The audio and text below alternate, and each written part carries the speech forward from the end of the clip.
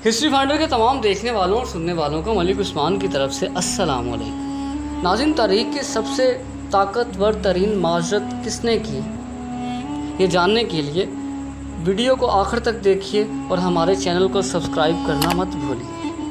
ناظرین، حضرت بلال رضی اللہ تعالیٰ عنہ کو کون نہیں جانتا؟ عرش والے بھی سنتے تھے جس کو، وہ اذان تھی اذان بلالی۔ ناظرین، سبھی جانتے ہیں کہ حضرت بلال رضی اللہ تعالیٰ عنہ کا رنگ کالا تھا۔ ناظرین، جب ایک دفعہ حضرت ابو ذر رضی اللہ تعالیٰ عنہ نے حضرت بلال رضی اللہ تعالیٰ عنہ کو کہا، اے کالی کلوٹی ماں کے بیٹے، اب تو بھی میری غلطیاں نکالے گا۔ ناظرین، حضرت بلال یہ سن کر غصے اور افسوس سے بے قرار ہو کر یہ کہتے ہوئے اٹھے، خدا کی قسم میں اسے ضرور نبی اکرم صلی اللہ علیہ وآلہ وسلم کو بتاؤں گا۔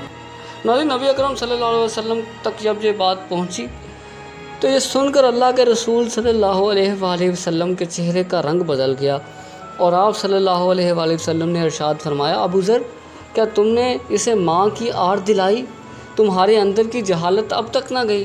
اتنا سننا تھا کہ ابو ذر یہ کہتے ہوئے رونے لگے کہ یا رسول اللہ صلی اللہ علیہ وآلہ وسلم، میرے لیے دعائے مغفرت کر دیجئے، اور پھر روتے ہوئے مسجد سے نکلے۔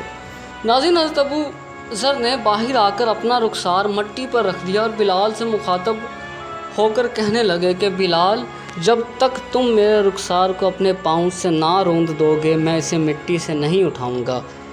یقیناً تم معزز اور محترم ہو اور میں ذلیل و خوار۔ یہ دیکھ کر بلال روتے ہوئے آئے اور ابو ذر سے قریب ہو کر ان کے رخسار کو چوم لیا اور بے ساختہ گویا ہوئے، خدائے پاک کی قسم میں اس رخسار کو کیسے روند سکتا ہوں جس نے ایک بار بھی خدا کو سجدہ کیا ہو۔ پھر دونوں کھڑے ہو کر گلے ملے اور بہت روئے۔ ناظرین، آج اگر دیکھا جائے تو ہم ایک دوسرے کی ہزاروں بار دل آزاری کرتے ہیں، مگر کوئی یہ نہیں کہتا کہ بھائی معاف کرے، معذرت قبول کریں۔ یہ سچ ہے کہ ہم آئے دن لوگوں کے جذبات کو چھلنی کر دیتے ہیں، مگر ہم معذرت کے الفاظ تک زبان سے ادا نہیں کرتے، اور معاف کر دیجئے جیسا ایک عدد لفظ کہتے بھی ہمیں شرم آتی ہے۔ ناظرین، مزید ویڈیوز دیکھنے کے لیے ہمارے چینل کو سبسکرائب کیجئے تاکہ مستقبل میں آنے والی تمام ویڈیوز آپ کو ملتی رہیں۔ اللہ حافظ۔